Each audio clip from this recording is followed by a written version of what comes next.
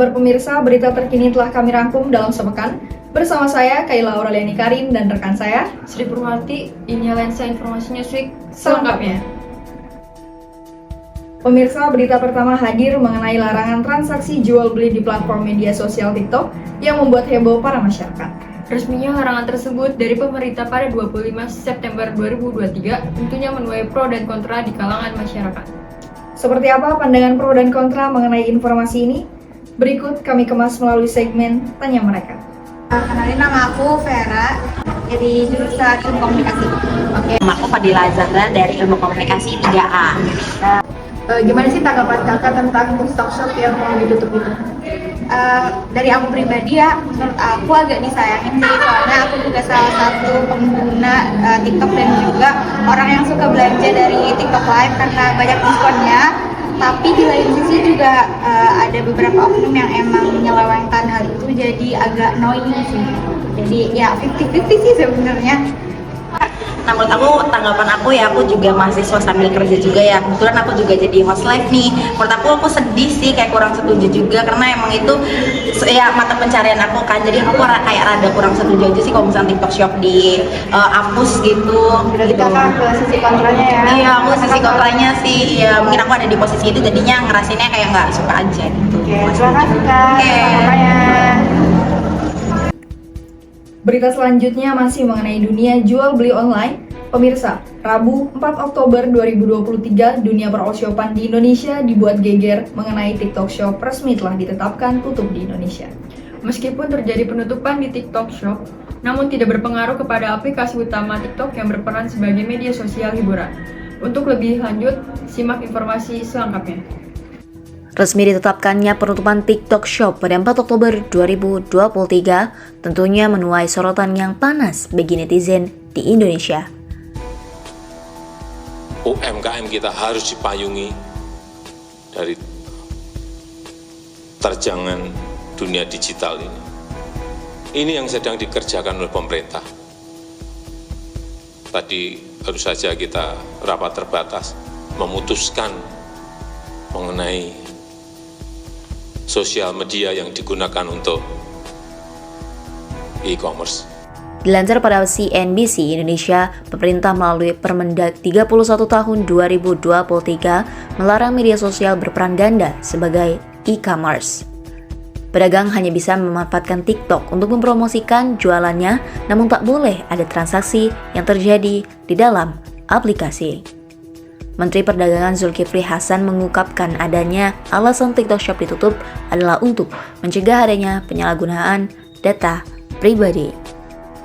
Beralih ke berita dalam kampus, pemirsa, UKM Seni dan Budaya UGJ Cirebon kembali menyelenggarakan acara yang dimulai pada tanggal 26 September hingga 1 Oktober 2023. Dengan acara yang berbeda dari tahun sebelumnya, ada beberapa bidang yang ditampilkan berbeda-beda tiap harinya untuk acara ini. Penasaran seperti apa? Simak informasi berikut ini.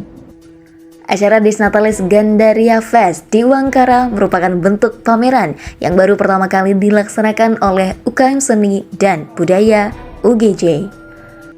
Selamat sore, dengan siapa di sini? Fathan Alfarisi. Hadi Prayuda. Di sini sebagai ketuplaknya ya.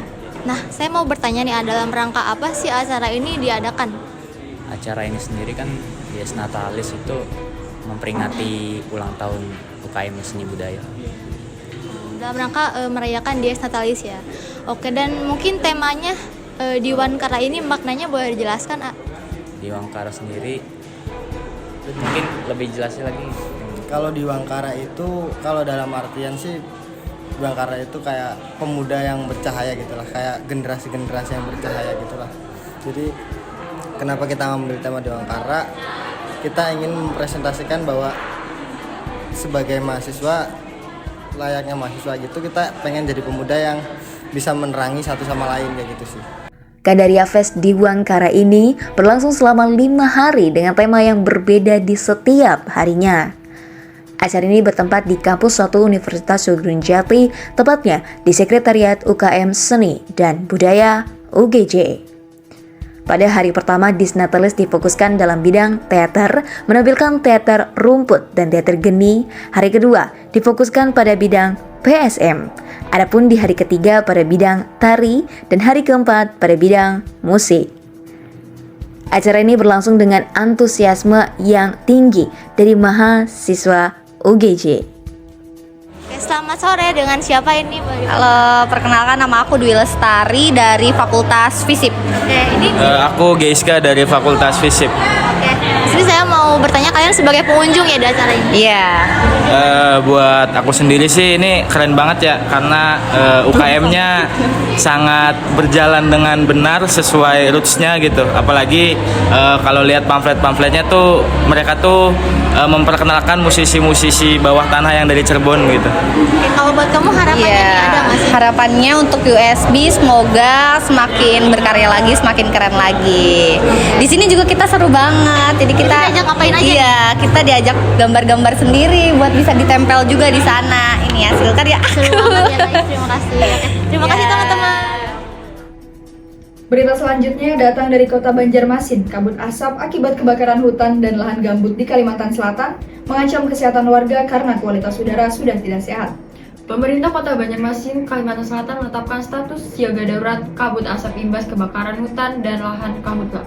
Status itu berlaku hingga 30 Oktober 2023. Menurut laporan dari Badan Nasional Penanggulangan Bencana, kebakaran hutan dan lahan di Kalimantan Selatan telah menyebabkan sekitar 1.200 hektar lahan terbakar. Sebanyak 31 titik api terdeteksi di Kalimantan Selatan, termasuk di sekitar Banjarmasin. Adapun pemerintah Kota Banjarmasin telah menerapkan sekolah PJJ atau pembelajaran jarak jauh sebagai imbas dari kabut asap karhutla yang terjadi pada 4 hingga 7 Oktober 2023.